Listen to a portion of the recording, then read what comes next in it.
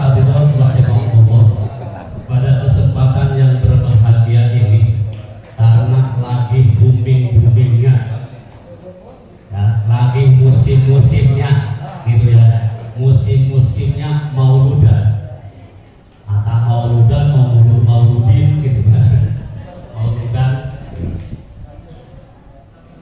Alhamdulillah, maka pada kesempatan ini pun mungkin saya tidak akan terlepas dari tema yang insya Allah akan saya bawakan pada kesempatan ini, seperti yang apa yang telah diungkapkan oleh pembawa acara tadi, yaitu tentang Rasulullah SAW sebagai public figure bagi umat manusia, atau istilah bahasa agamanya adalah uswatun hasanah bagi seluruh umat manusia, bahkan bukan hanya manusia, termasuk yaitu seluruh alam semesta ini.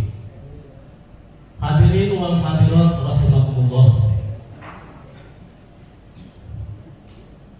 amal kita yang walaupun sehebat apapun, atau cinta kita sehebat apapun kepada Allah Subhanahu wa ta'ala, tanpa disyaratkan, tanpa diikutkan dengan kalimat nama Nabi besar Muhammad SAW, maka tidak akan ada apa-apanya, tidak mendapatkan pahala, tidak akan mendapatkan ganjaran dari Allah Subhanahu wa ta'ala. Karena itu adalah syarat. Sebagaimana Allah Subhanahu wa ta'ala berfirman dalam surat Al-Imran ayat 31, A'udzu billahi minasyaitonir rajim. Qul in kuntum tuhibbunallaha fattabi'uni yuhibbukumullah wa yaghfir lakum dzunubakum wallahu ghafurur rahim. Allah Subhanahu wa ta'ala berfirman, apa yang menjadi latar belakang Allah Subhanahu wa ta'ala berfirman kepada kanjeng Nabi Muhammad SAW? Kalau kita lihat di dalam asbabun nuzulnya ayat ini, bahwa meriwayatkan Ibnu Jarir yang disanadkan yaitu dari Al-Hasan, bahwa suatu ketika orang-orang kafir, di sini adalah kul katakan Muhammad, kepada siapa dikatakannya, yaitu kepada orang-orang kafir, yang pada waktu itu orang-orang kafir menganggap bahwa mereka itu adalah yang paling mencintai kepada Allah Subhanahu wa ta'ala, mahabbahnya kepada Allah Subhanahu wa ta'ala luar biasa, sehingga mengatakan kepada Nabi Muhammad SAW, hei Muhammad, bahwa aku inilah yang paling cinta kepada Allah dibandingkan kamu, bahwa akulah yang paling takwa kepada Allah Subhanahu wa ta'ala dibandingkan kamu. Maka turunlah ayat ini, surat Al-Imran ayat 31, mengatakan, hei Muhammad, kul in kuntum tuhibbunallah, katakanlah Muhammad kepada orang-orang yang berbicara seperti itu kepada kamu, apabila kamu mencintai kepada Allah Subhanahu wa ta'ala, betul-betul sayang, betul-betul takwa kepada Allah Subhanahu wa ta'ala, maka fattabi'uni, maka ikutilah segala apa yang dikatakan oleh Rasulullah SAW. Ikutilah aku, kata Rasulullah SAW.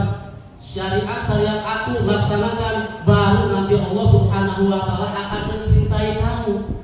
Qul in kuntum tuhibbunallah fattabi'uni yuhibbukumullah, maka Allah akan yaitu mencintai kamu, akan memberikan pahala, di makna pahala kepada kamu, atau memberikan ganjaran kepada kamu, katanya.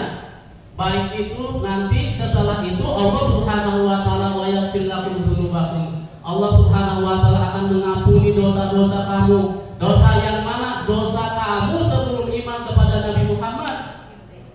Itu jadi diampuni oleh Allah Subhanahu wa ta'ala. Itu mungkin yang terdapat dalam tafsir Al-Jalalain. Ya, maka dari itu para jamaah hadirin rahimakumullah, sungguh sangat luar biasa bagi kita, sangat bersyukur sekali kepada Allah Subhanahu wa ta'ala bahwa kita ini telah dijadikan umatnya oleh kanjeng Nabi Muhammad SAW. Mudah-mudahan kita diakui sebagai umat kanjeng Nabi Muhammad SAW, sehingga kita insya Allah nanti akan mendapatkan syafaatnya dari Rasulullah SAW melalui izin Allah Subhanahu wa ta'ala. Amin ya Allah ya Rabbal alamin. Hadirin hadirin wal hadirat rahimakumullah. Maka dari itulah begitu banyak di saat sekarang ini, karena memang sedang rame-ramenya kita memperingati Maulid Kanjeng Nabi Muhammad SAW. Di mana-mana, bahkan tenaga, harta benda, seluruh apa pikiran kita itu kita apa? Yaitu korbankan untuk apa? Yaitu untuk melaksanakan memperingati kelahiran Kanjeng Nabi Muhammad Sallallahu Alaihi Wasallam. Bagus, itu adalah bentuk kecintaan kita kepada Nabi Muhammad Sallallahu Alaihi Wasallam. Tapi cinta itu tidak hanya diucapkan, tapi cinta adalah perlu dibuktikan. Oh, saya sudah membuktikan apa? Itu bahwa saya adalah memperingati Kanjeng Nabi Muhammad Sallallahu Alaihi Wasallam. Tetapi bukti itu adalah tidak cukup kepada ibu.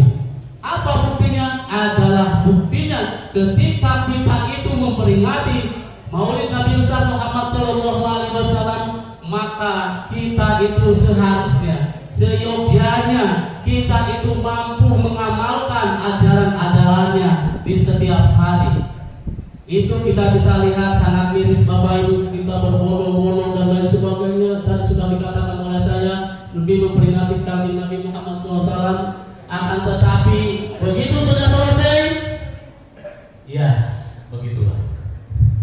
Misalnya saja kita lihat musola jadi sepi, masjid jadi sepi, kehidupan sosial sudah seperti itu lagi, kehidupan di rumah tangga pun ya seperti begitu saja, tidak ada dan tidak nampak hasil daripada kegiatan yang namanya peringatan Maulid Kanjeng Nabi Muhammad SAW.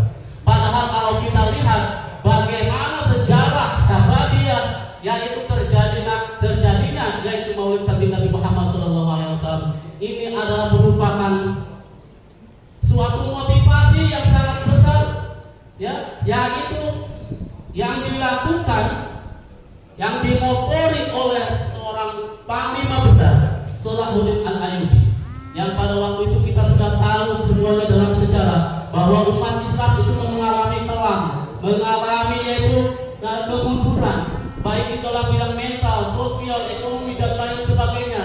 Jihad sudah tidak ada lagi. Apa yang dilakukan oleh seorang sultan, apa yang dilakukan oleh seorang panglima, maka untuk menggugah jiwanya umat Islam supaya tergerak hatinya menjadi manusia-manusia yang hebat, terutama dalam memperjuangkan agama Allah Subhanahu wa taala, maka dicetuskanlah yaitu Maulid Nabi Muhammad sallallahu alaihi wasallam. Dan terlihat dalam sejarah bagaimana perjuangan pada waktu itu pada masa yaitu Daulah Fatimiyah sampai kepada Daulah Al-Ayyubiyah, itu umat Islam mulai bangkit dan sangat luar biasa, kemajuannya mulai bangkit kembali. Itulah bukti daripada adanya Maulid Kanjeng Nabi Muhammad sallallahu alaihi wasallam.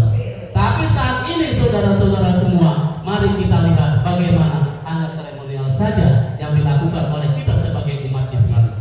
Padahal Allah Subhanahu wa taala sudah menggaungkan dalam Al-Qur'an surat Al-Ahzab ayat 21. Ayat ini sebenarnya adalah kalau lihat kita asbabun nuzul dan tafsirnya, bahwa ayat ini adalah mengenai bagaimana Rasulullah sallallahu alaihi wasallam disuruh tauladani ketika mengalami perang Ahzab. Laqad kana lakum fi Rasulillahi uswatun hasanah liman kana yarjullaha wal yawmal akhir wa dzakarallaha katsiran. Sungguh ada pada diri Rasulullah sallallahu alaihi wasallam uswatun hasanah, yaitu suri tauladan, di mana ketika itu pada waktu itu pada perang Ahzab, umat-umat Islam yang sedang mengalami peperangan yaitu mengalami kekurangan bekal. Kanjeng Nabi Muhammad sallallahu alaihi wasallam adalah orang yang pertama sebagai seorang pemimpin yang tidak yaitu memikirkan diri sendiri, yang tidak pernah memikirkan untuk kepentingan keluarganya atau sahabat-sahabatnya, akan tetapi lebih mementingkan kepentingan umatnya, pasukan-pasukannya. Kalau saja para sahabat-sahabatnya, beliau mereka lapar dan kelaparan, mereka ganjal perut bentuknya dengan batu hanya satu batu, sedangkan Kanjeng Nabi Muhammad SAW diperlunya digadal 2 sampai 3 batu. Apa maksudnya? Supaya tidak terasa menahan lapar. Itulah sehingga turunlah ayat Al-Quran ini, bahwa itulah kehebatan Kanjeng Nabi Muhammad SAW. Maka di situ para hadirin rahimakumullah, bukan hanya yaitu dalam hal itu saja, tetapi uswatun hasanah, bermakna makanya ada uswatun hasanah, maka dalam tafsir dikatakan iswatun hasanah. Jadi domah, fathah domah, ada kasroh di dalam di awalnya itu ada uswatun, ada iswatun. Ada uswatun adalah berarti menyeluruh, meluas. Segala apapun adalah bahwa kita harus selalu mencontoh terhadap Rasulullah Shallallahu Alaihi Wasallam. Iswatun, sekecil apapun itu adalah bahwa kita harus mencontoh dalam kehidupan Rasulullah Shallallahu Alaihi Wasallam. Kadang-kadang kita itu sok dipilih-pilih, ya, dipilihan-pilihan saja. Mana yang kira-kira cocok untuk saya ambil. Yang tidak cocok, ya tidak saya ambil. Memang uswatun hasanah di situ, ya, ada yang memang wajib oleh kita diikuti, ada yang perlu dan wajib tidak kita ikuti. Misalnya apa? Masalah makan. Kalau kita contoh Rasulullah, makannya itu hanya 3 jari begini kan, Rasulullah Shallallahu Alaihi Wasallam. Cocok tidak dengan kita? Wah, kalau kita makan begini semuanya itu kurang cocok begitu kan? Kalau kita makannya segini begitu. Nah, misalnya saja bapak-bapak mungkin ibu-ibu paling tidak cocok kalau berbicara tentang poligami, betul tidak? Bapak-bapak ibu-ibu cocok tidak? Cocok. Kalau bilang cocok tuh gajaran gede. Nah itu ibu dan bapak hadirin rahimakumullah, dimaksudkan di situ adalah bahwa ketika Rasulullah SAW berbuat sesuatu, tetapi bagi kita tidak 100%. Artinya hal yang tidak bisa kita lakukan khusus bagi Rasulullah SAW tidak bisa dicontoh oleh kita. Misalnya saja tadi, ya, mungkin termasuk poligami. Ibu bapak hadirin rahimakumullah, di dalam Al-Quran tadi, siapakah sih sebenarnya yang mampu untuk mencontoh kehidupan Rasulullah SAW? Sampai-sampai Sayyidina Abu Bakar, sahabat-sahabat Rasulullah, ketika Rasulullah wafat, menanyakan kepada siapa? Kepada Sayyidatuna Aisyah, wahai Aisyah, wahai istri Rasulullah, apa lagi yang belum bisa kami laksanakan? Apa yang dilakukan oleh Rasulullah SAW? Maka itulah kehebatan daripada sahabat-sahabat. Itu ya. Nah, siapakah orang yang mampu untuk melakukan itu, yang bisa menguswah, mencontoh terhadap kehidupan perilaku Rasulullah SAW dalam berbagai macam bidang? Ternyata itu ada syaratnya, Bapak Ibu. Lanjutan daripada ayat tersebut adalah liman kana yarjullah, liman pikir bahasa Sunda namanya. Untuk siapa? Yaitu untuk orang-orang yang takut kepada Allah Subhanahu wa Ta'ala. Kalau di dalam maknanya takut itu adalah yang ingin mengharapkan rahmat Allah Subhanahu wa Ta'ala. Dalam bahasanya itu adalah sieun ke Allah Subhanahu wa Ta'ala. Takut kepada Allah Subhanahu wa Ta'ala. Artinya dia ingin selalu mengharapkan dan mendapatkan rahmat Allah Subhanahu wa Ta'ala. Ingin mendapatkan kasih sayang Allah Subhanahu wa Ta'ala, dan atas kehadiran yaitu hari kiamat, kedatangan hari kiamat, harapannya. Nah, sedangkan kita untuk mendapatkan rahmat Allah Subhanahu wa Ta'ala sangatlah sulit bagi kita. Kenapa? Karena kita itu adalah mempunyai hawa nafsu. Karena kita juga punya musuh. Siapa musuh kita? Adalah setan dan iblis. Nah, itulah yang selalu menggoda kita. Bagaimana supaya kita yaitu mendapatkan rahmatnya Allah, berharap kepada Allah Subhanahu wa Ta'ala. Maka insya Allah apabila dia orang-orang tersebut yaitu betul-betul selalu dekat kepada Allah Subhanahu wa Ta'ala, cinta kepada Allah Subhanahu wa Ta'ala, percaya akan adanya hari kiamat, maka insya Allah apa yang telah dilakukan oleh Rasulullah dapat diikuti oleh kita. Yang yang berakhir wazakarullaha katsir, yaitu orang-orang yang begitu banyak nyebut-nyebutnya nama Allah, nyebut nama Allah, zikirnya kepada Allah Subhanahu wa taala itu sangat banyak, bukan seperti kita. Paling-paling kita tahlil la ilaha illallah, la ilaha illallah hanya beberapa kali. Ustaz kelamaan kita sudah jadi hembai. Tinanya. Padahal 165 untuk Oribah, Qadiriyah, wa Naqsabandiyah. Itu 165, iya makarak 35 baiknya SDM jamaah gitu kan. Sedangkan orang-orang yang menyebut-nyebut nama Allah Subhanahu wa taala itulah yang banyak menyebut nama Allah dikala bahkan dalam ayat lain yaitu ya ayyuhalladzina amanu dzikran katsira wasabbihu bukratan wa asila. Jadi yang menyebut nama Allah Subhanahu wa taala dengan zikir, dengan mengingat Allah yang sangat banyak, nah itulah orang yang akan insya Allah yang mampu mensuri tauladani Rasulullah dalam berbagai macam bidang apapun.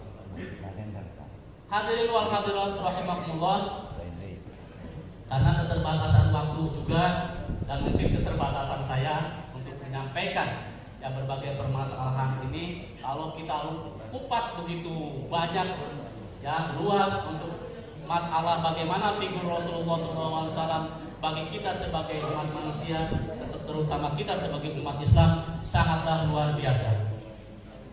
Sekali lagi saya mohon maaf yang sebesar-besarnya. Mungkin itu saja yang dapat saya sampaikan. Mudah-mudahan ada manfaatnya, dan apabila ada kata yang salah itu adalah dari hawa nafsu dan kelemahan dan kekurangan saya. Dan apabila ada benarnya apa yang saya ungkapkan, apa yang saya kemukakan ini adalah merupakan taufik dan hidayah dari Allah Subhanahu wa taala. Sedikit mungkin saya sebelum mengakhiri yaitu pembicaraan ini, saya sedikit terinspirasi dari apa yang telah diprogramkan oleh sepuh kita, oleh Pak Kadis. Bagaimana beliau tidak henti-hentinya yaitu membuat program yang sangat luar biasa demi untuk menciptakan karakter anak bangsa yang Islam. Di antaranya yang kemarin itu harus kita program di setiap sekolah sebelum masuk sekolah sholawatan. Ada yang melakukan yaitu tentang ibu dan mama, gitu kan? Makanya kalau Pak Ustadz Topan itu Pak Haji itu beliau itu karena ingatnya Niti Ardila, maka dia itu kalau nyanyi apa ya, mama oh mama gitu. Aku ingin pulang, boleh saja nih.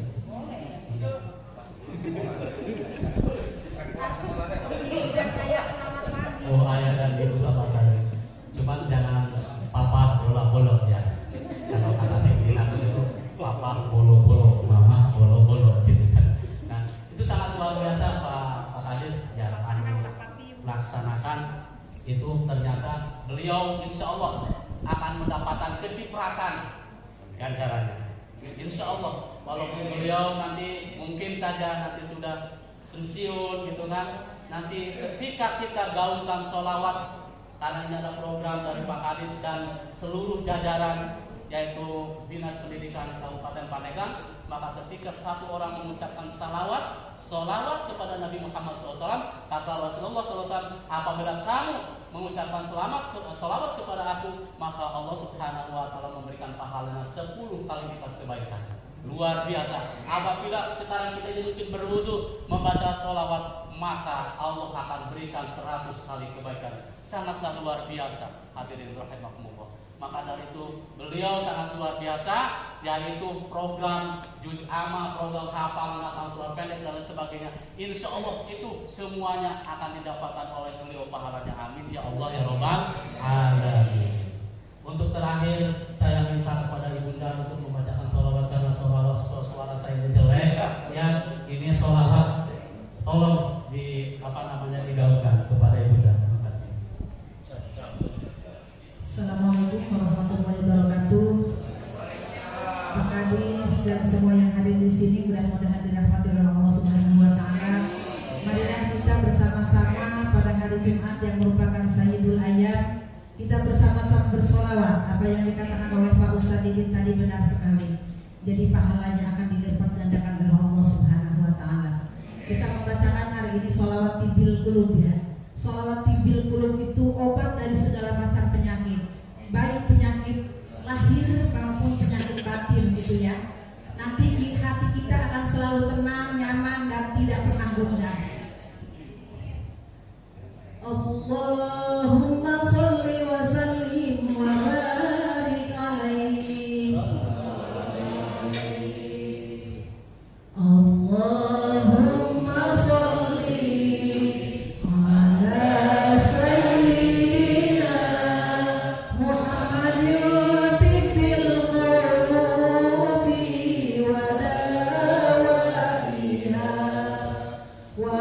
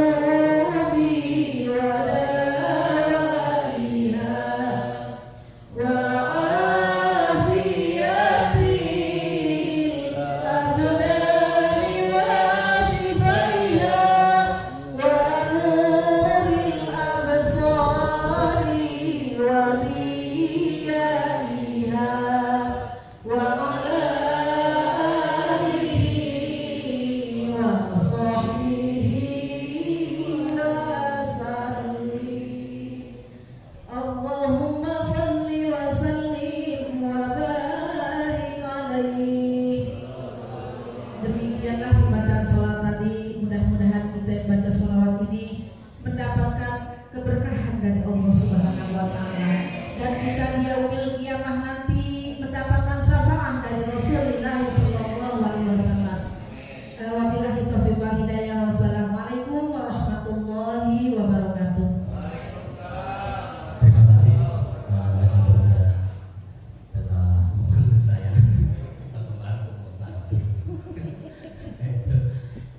Alhamdulillah, Ibu dan Bapak, sekali lagi saya minta maaf atas kehilafan dan kesalahan yang telah saya sampaikan. Mohon maaf apabila kurang baik. Assalamualaikum warahmatullahi wabarakatuh.